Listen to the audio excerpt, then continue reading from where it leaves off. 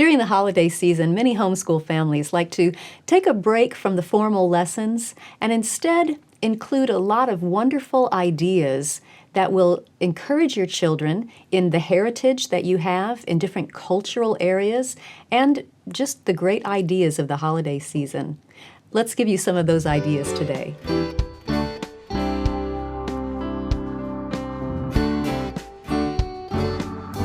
Welcome to the Simply Charlotte Mason podcast. I'm Sonya Schaefer.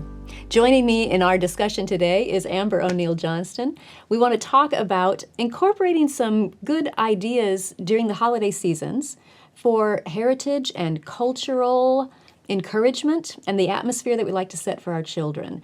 Give us some ideas on that, would you? Yeah, definitely. When I think about culture during the holidays or any time, but especially when we have a little downtime, things are slower and we're being more intentional, I think of culture in three areas. I think about our ethnic culture, right? Being an African American family, there are a lot of things we do during the holidays that are just very joyful and enriching. And then we have our American culture that sometimes we don't even recognize. I didn't understand that until spending Christmas outside of the United States. That a lot of the things we do are specific to our nation. And then we also have our family cultures. And our family cultures may be pulling in aspects and elements from who knows where that are the traditions that we do within our own home. Yeah. So, I start out thinking from those three areas. That seems to widen the perspective rather than just we're only going to do these things. Now we've got a lot of, it almost gives us permission to pull from a lot of different areas that fits our family. Definitely. And sometimes it's the actual activity that you're doing that makes it cultural, but a lot of times it's the way that you're doing it.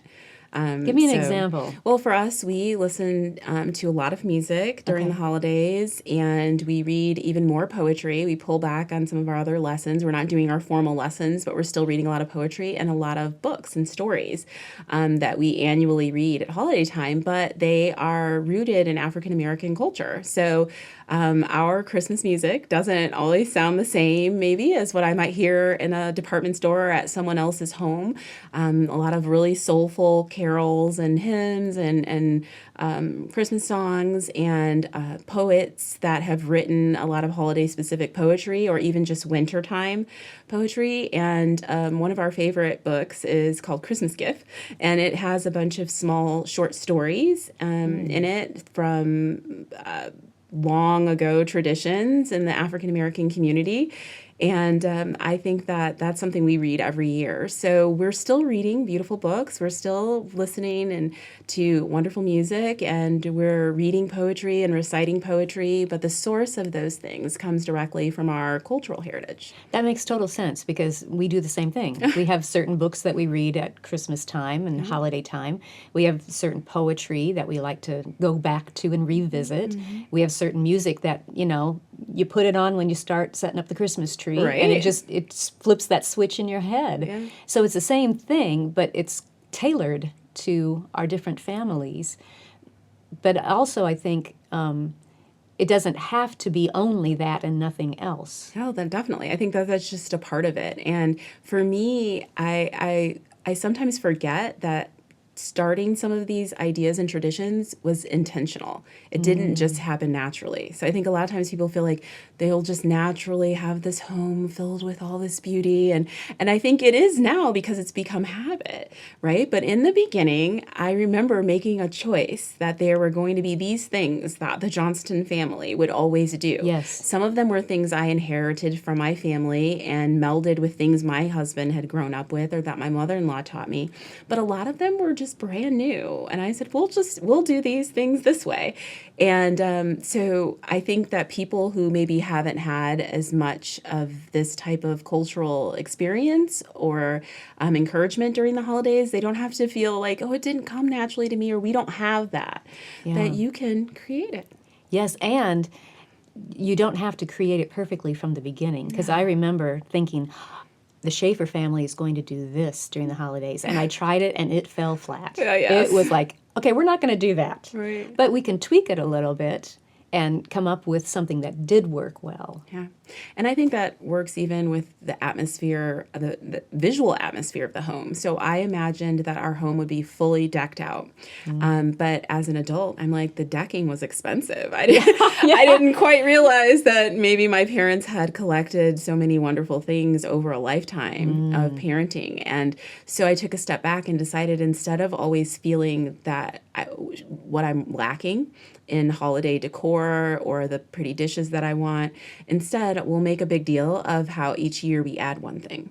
So it's really become, we've like embraced our brokenness and decided to say, like, okay, well, there's one thing that we're going to add to our holiday collection this year, and we get excited about it. And it feels like, instead of changing this idea of lack, like, I wish I could do all of these things, to an anticipation of our growing collection. I love that idea. Yeah.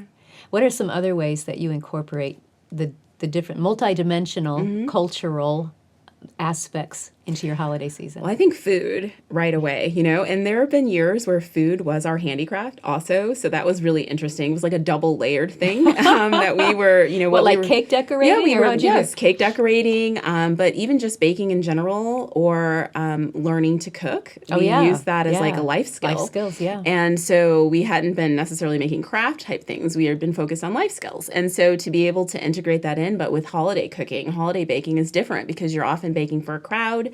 And we also have our special dishes. So that's where our family recipe book that we keep comes out, and we're making the same. My grandmother always made a chocolate pie, and no one can make a pie just like that.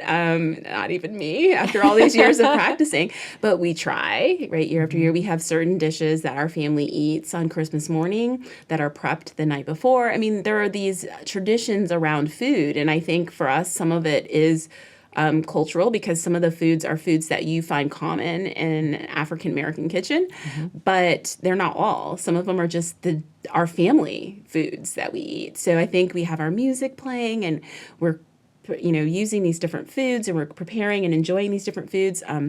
Having family over, or friends that are like family, our framily, which is what we have locally. Family. Yeah, that's what we have more than family nearby. And that becomes a part of our tradition as well. And even the way that we give gifts. And I think important part to point out is that your traditions can change. Like, even if you decide, that this is what we're going to do, they don't have to change because it didn't work, but just because you're in a different season. So maybe that was right for that season. So I remember when my kids were little, we would give 3 things. It was like something to read, something you want, something you need, something to wear, and something to read. So 4 things.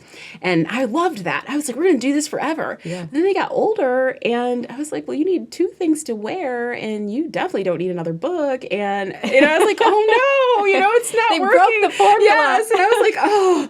And so I thought, Amber, this is silly. Just choose the things that will make that child's heart sing, that is the right thing for them, and you don't have to feel that it has to remain formulaic, which was easier for you to do, and now it's hard. So I think sometimes there are those ideas too that we can have as a tradition, and we can release and start something new. Whatever reduces stress, I think, is a good way to go, whether it's something you had planned or not. Yeah, and I think Charlotte even talks about the mother making time to get more rest during these holiday seasons, because it can be extra stress. You're out of your routine. Yes. And that the kids can go bonkers because they don't have their routine, and that just adds to the stress. So extra rest, I think, should be a good tradition for all of us. I think so too. I can understand the wisdom in that, for sure. Yeah. I love how you said you had all of these different plans and different cultural things you could have brought in with the presents and everything, but then you were able to simplify it to say, what will bring this child most joy? I think if we can keep an overarching idea like that in mind as we enter the holiday season, it will just help us, keep our equilibrium, keep our balance better. So what would be that overarching idea for you? I think for us is this idea that we're celebrating a commemoration of the birth of our Lord and Savior. And so everything that points us toward that mode should be something that we consider. And you can do extra other things too, just for fun. But I still the reason we're having fun is because we're celebrating. There's something huge to celebrate here. And I think the other things, the have tos, the things that kind of get us really feeling a lot of angst are some of the things to examine about whether is this part of the main idea of this season, or are these outside things that I'm bringing in that aren't necessarily needed here. And also considering the season of life. Oh, yes. Because something that one year brings us great joy to do, maybe the next year we're just not able to include that. You know, we've got the new baby. Yes. And we just don't have the energy to do it this year, but that doesn't mean it's a forever decision. Right. I think that's definitely true. That was true for us last year because I was not doing well health-wise, and I realized all the things we didn't do.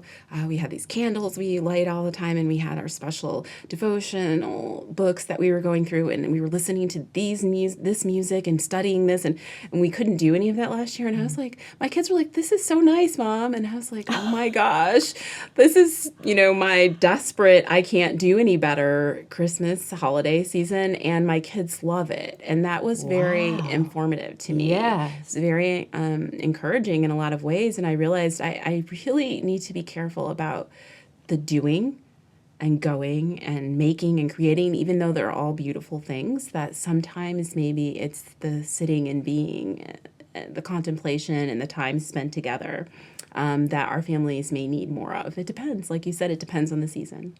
So this coming season, it's going to be slow for us. are you adding everything else back in? No, I'm not. Because I have to listen to that and I have to think, wow, it was so less stressful for me. Here I am, sick as a dog, but I wasn't stressed, And so I think that I want to evaluate each thing. My plan is to ask the children, what are of our traditions, which ones mean the most to you? And we can kind of talk through that and ask my husband. And I know I have a few things that are just really simple that mean a lot to me. Even the scent in our home is important to me. There was a certain, my mom would cook the oranges and cinnamon and all that on the stove, and that feels important to me for whatever reason. So I'm like, oh, I'll still do that. And so I think it's just kind of a give and take and thinking about it and remaining flexible, which I feel like we say about everything. But it's true, right? Yes. So, about this as well. All right. Thanks so much. You're welcome. If you enjoyed this podcast, be sure to subscribe so you don't miss an episode. We wish you a wonderful holiday season of joy and simplicity so you can focus on the joy. Thanks for joining me. I'll see you next time.